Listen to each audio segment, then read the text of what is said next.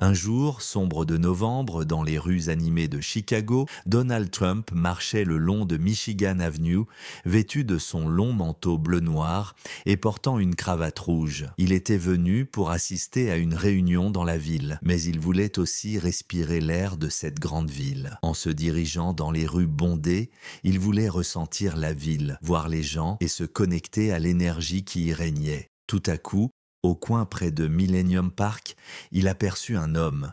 L'homme était assis dans la rue, portant un ancien uniforme militaire, ses mains tremblantes tenant une pancarte en carton avec l'inscription « Vétéran en besoin, s'il vous plaît, aidez-moi ». Donald Trump, sans prêter attention à la foule autour de lui, s'approcha rapidement de l'homme.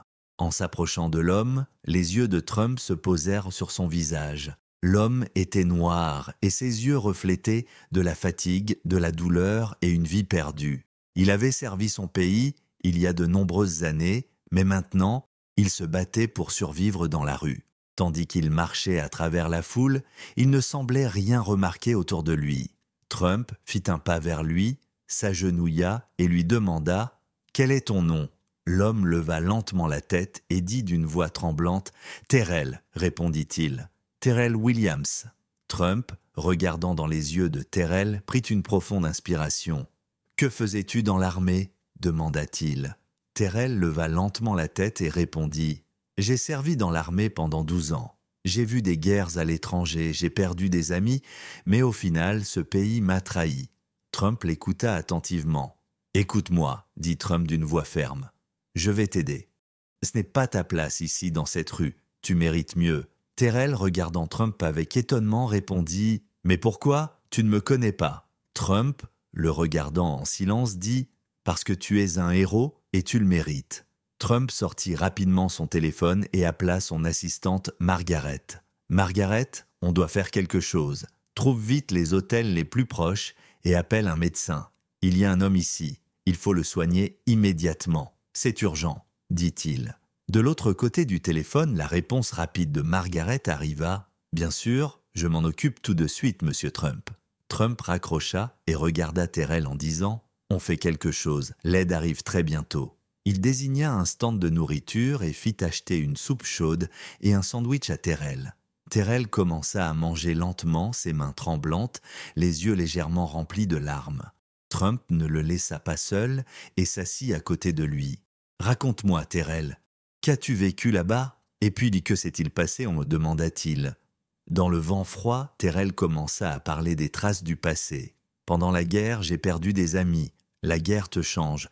Mais un jour, à cause d'une erreur, ils m'ont exilé. J'ai servi mon pays, mais je suis resté seul. » Trump, écoutant attentivement, répondit « Tu ne mérites pas ça. Tu as tout donné pour ton pays. Maintenant, je vais te ramener. » Peu de temps après, une SUV noire s'arrêta près d'eux.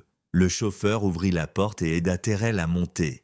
Trump s'approcha et lui dit doucement « Suis-nous, reste calme, tout va bien se passer. » En arrivant à l'hôtel, les employés les accueillirent comme des VIP et les conduisirent jusqu'au hall. Dans ce luxueux hôtel, Terrell, voyant que tout était prêt, regarda autour de lui avec étonnement. Trump lui dit « Voici, c'est ton nouveau départ. Ici, personne ne te connaît, mais une nouvelle vie commence ici. » Quand Terrell entra dans la chambre, il trouva un lit moelleux, une salle de bain chaude et des vêtements propres. Un médecin arrive rapidement dans la chambre pour examiner l'état de Terrell.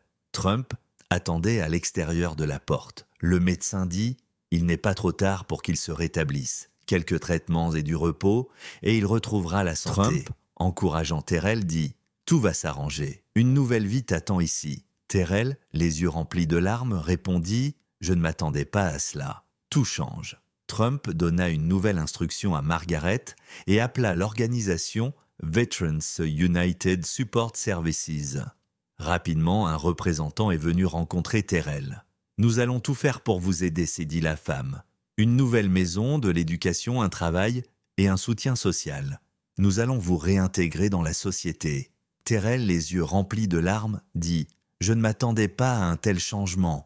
Je suis reconnaissant pour votre aide. » Trump lui sourit chaleureusement et dit « Ce n'est pas la fin de ta vie, c'est le début. Tu as traversé la période la plus difficile. Maintenant, une nouvelle voie s'ouvre devant toi. » Le lendemain, Trump donna un chèque à Terrell. Ce sera ton premier pas. Maintenant, tu as la chance de tracer ton propre chemin, lui dit-il. Terrell, plein de gratitude, répondit « Je vous promets que je rendrai un jour cette gentillesse. » Trump lui sourit une dernière fois et dit « Tu le feras, tout va bien se passer. » Terrell commença à avancer sur son propre chemin, sûr de lui, et il n'oublierait jamais l'aide que Trump lui avait apportée.